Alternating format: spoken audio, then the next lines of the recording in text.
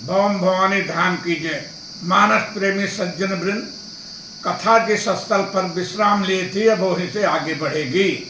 राघव का इतना कहना था कि हनुमान जी श्री राम के चरणों पर लौट गए, उनके चरणों को कसकर पकड़ लिया। पार्वती जी ने भोलेश्वर शिव से प्रश्न किया कि जब हनुमान जी ने श्री राम के चरणों को पकड़ा होगा तो उन्हें कितना सुख मिला होगा, प्रभु कृपा करके बताइए। भोलेनाथ ने कहा कि मैं सब कुछ बता सकता हूँ पार्वती, परंतु सो सुख उमा जाई नहीं वरना, उस सुख का वर्णन मैं नहीं कर सकता। शिव जी उस सुख का वर्णन करते भी तो कैसे, स्वयं वही तो हनुमान के रूप में राघव के चरण कमलों पर पड़े थे। प्रभु के मिलन का सुख तो केवल मन ही जान सकता है, उनकी वाणी का सुख, उनके दर्शन का सुख परम अनूप है। मम दर्शन फल परम अनूपा, इस सुख का वर्णन कोई भी नहीं कर सकता। सो सुख जानई मन रुकाना, नहीं रसना पही जाई बखाना। और उनके दर्शन का सुख तो केवल नेत्र ही जान सकते हैं, परंतु वाणी विहीन नेत्र भी इस सुख का वर्णन नहीं कर सकते। प्रभु शोभा सुख जान ही नयना, कही किम सकहित नहीं नहीं बहना। अब तो प्रभु ने हनुमान जी से उनका परिचय पूछा, परम श्री राम को पहचानते हनुमान जी पश्चाताप करने लगे कि प्रभु भले ही मैंने आपसे परिचय पूछा, यह मुझे तो शोभा देता है।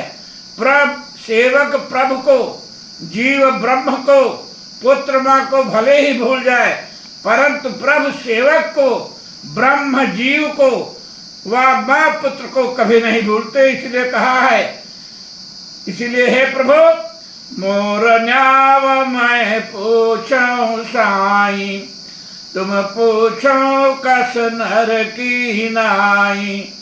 तो माया बस फिर भुलाना, ताते मैं नहीं प्रभु पहचाना। ऐसा कहकर गदगद से श्री हनुमान जी पुनः व्याकुल होकर प्रभु के चरणों में लिपट गए और विप्र त्याग कर अपना कत स्वरूप प्रकट कर दिया। पहली बार जब विप्र वेश में श्री राम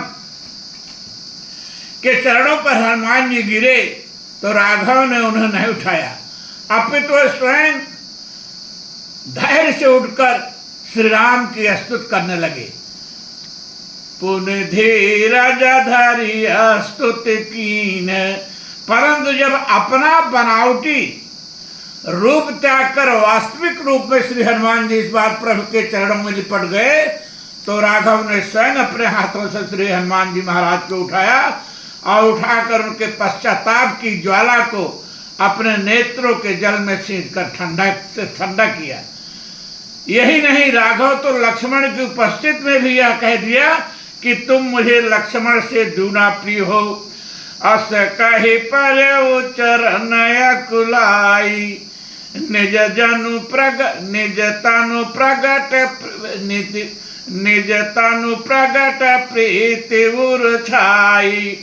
तब रघुपति उठाई उर लावा, निज लोचन जल सींच जुड़ावा।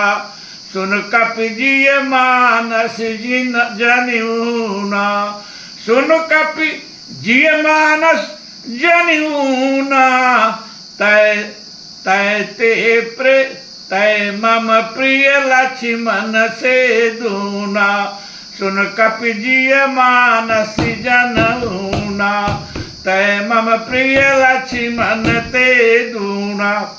राघव के मुख से श्री हनुमान जी जो अभी अभी मिले हैं के लिए ऐसी बात सुनकर लक्ष्मण जी को कुछ अजीब सा लगा, परंतु सबके हृदय की बात जानने वाले राघव लक्ष्मण जी की इस अनमनस्कता का को भी समझ गए। उन्होंने कहा, लक्ष्मण मैं तुम्हारे मनोभावों को समझ सकता हूँ, ये साधारण कप नहीं, रुद्रावतार श्री हनुमान जी हैं। तुम्हारी रंच मात्र की असावधानी से सीताहरण हुआ और श्री हनुमान जी के माध्यम से ही मुझे जानकी मिलेंगी। यही नहीं, तुम्हारे भरत के जानकी के मेरे कपियों व माताओं, गुरुजनों व परिजनों के प्राण भी हनुमान जी के कारण ही बचे रहेंगे, इसलिए मुझे तुमसे अधिक प्रिय हैं। और इसी कारण मैंने इन्हें यह कहा कि तय मम प्रिय लक्ष्मण ते दूना। यही नहीं लक्ष्मण, शिव मेरे इष्ट हैं और तुम शिव के आभूषण हो। इस दृष्टि से भी इष्ट आभूषण से अधिक प्रिय होगा ही। राघव की बातें लक्ष्मण के समझ में आ गई थी। उन्होंने संतोष पूर्वक राघव व हनुमान जी के प्रति अपनी भूल के लिए मौन धारण करके क्षमा याचना किया। हनुमान जी प्रभु की कृपा एवं उनकी दयालुता पर मुग्ध हो गए। राघव इतने दयालु हैं कि मेरे द्वारा कपट व छल से भेद लेने हेतु आने पर भी रुष्ट न हुए, वरन मुझे गदगद भाव से हृदय से लगा लिया। ऐसा विचार कर हनुमान जी अत्यंत प्रसन्न हुए। देखी पवन सुत पति अनुकूला, हृदय हरस बीती सब सूला। अब तो हनुमान जी को सुग्रीव की सहायता करने का और भी अच्छा उपाय मिल गया। संत का गुण है शरण में आने वाले का कल्याण करे, उसे राघव तक पहुँचाए। तो समीप के कल्याणार्थ संत प्रवर भी श्री हनुमान जी ने राघव को लक्ष्मण सहित अपनी पीठ पर बैठाया और सुग्रीव के पास ले गए। अग्नि जी को साक्षी करके राघव की सुग्रीव से मित्रता कराई। सुग्रीव ने आंखों में आंसू भरकर प्रभु को आश्वस्त किया कि कह सुग्रीव नयन भरी बारी, मिली नाथ मिथिलेश कुमारी। सुग्रीव ने राघव को सीता के द्वारा गिराए गए वस्त्राभूषण दिखाया और फिर प्रभु को पुनः धीरज बजाते हुए कहा, कह सुग्रीव सुनहु रघुवीरा, तजहु सोच मन जन जानहु। कह सुग्रीव सुनहु रघुवीरा, तजहु सोच मन आनहु धीरा। सब प्रकार करिहूँ सेवकाई, जेह विधि मिली है जान की आई। अब श्री राम ने श्री सुग्रीव से वन में रहने का कारण पूछा। सुग्रीव ने विस्तार से संपूर्ण बातें जैसा कि प्रारंभ में लिखा गया है प्रभु को बताया, जिसे सुनकर श्री राम की भुजाएं क्रोधावेश में फड़कने लगी और उन्होंने सुग्रीव के साथ शत्रुवत व्यवहार करने वाले बाली को प्राण दंड देने की प्रतिज्ञा कर लिया। सुन सुग्रीव मारी हूँ बाल ही कहीं बान, ब्रह्म रुद्र शरणागत गए न उबरी प्राण।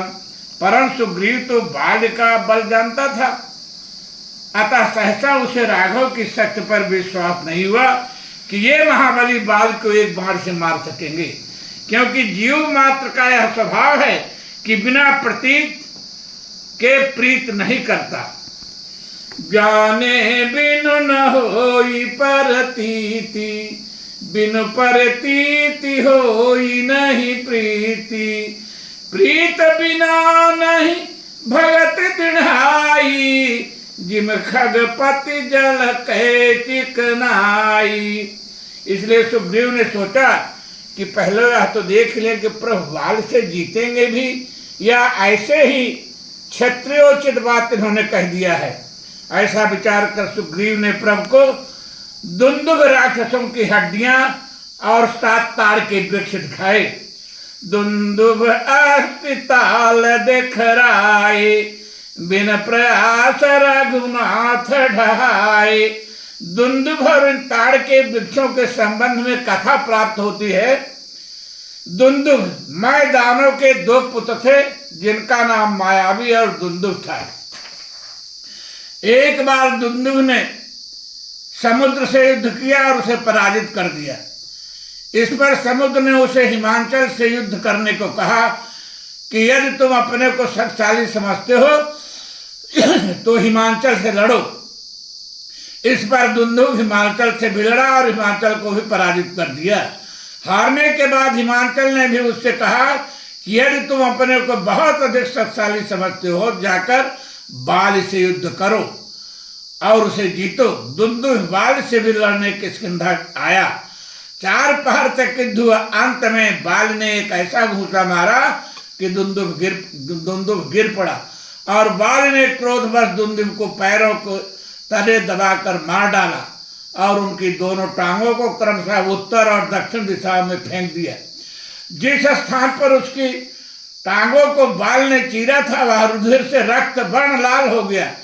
दक्षिण को फेंकी गई दुंदुभी की टांग मतंग ऋषि के आश्रम में गिरी।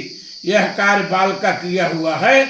यह बात एक यक्ष के माध्यम से जब मतंग ऋषि को पता चली तो उन्होंने बाल को शाप दे दिया कि यदि अब बाल इस पर्वत पर आएगा तो उसकी खोपड़ी के टुकड़े टुकड़े हो जाएंगे अथवा उसका सिर फट जाएगा और वह मर जाएगा।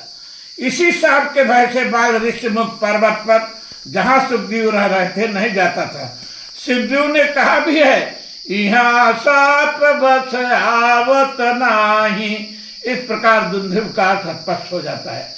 अस्थि दुंदुभ दैत्य की यस्त हड्डी कोई भी उठा नहीं पाता था। सुग्रीव ने भगवान को दुंदुभ के सिर की हड्डियों को दिखाया था। भगवान राम ने उस हड्डी को सहज ही अपने पैरों की ठोकर से दूर फेंक दिया। ताल ऐसी कथा प्राप्त होती है कि एक बार बाल ने एक फलों से लदा हुआ वृक्ष देखा। बाल ने उस वृक्ष से 7 फल तोड़े। बाल फलों को एक सरोवर के किनारे रखकर स्वयं स्नान करने के लिए चला गया।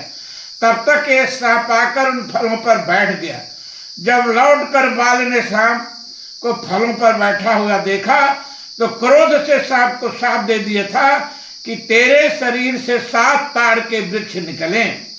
यह बात जब सर्पों के सम्राट तक्षक को पता चली तो उसने उस सांप को बाल द्वारा दिए गए शाप के बदले बाल को प्रतिशाप दे दिया कि जो व्यक्ति इन 7 तालों को वृक्षों को मतलब एक साथ ही बाण से बेध देगा वही तेरा मारने वाला होगा। भगवान श्री राम ने एक ही बाण में सभी 7 ताड़ के वृक्षों को बेध कर ढा दिया था। इस प्रकार दुंदुभ अस्ताल शब्द की व्याख्या पुराणों से प्राप्त होती है जिसे उपरोक्त अनुसार स्पष्ट किया गया। बस बहुत बहुत धन्यवाद। आप सबको कथा करना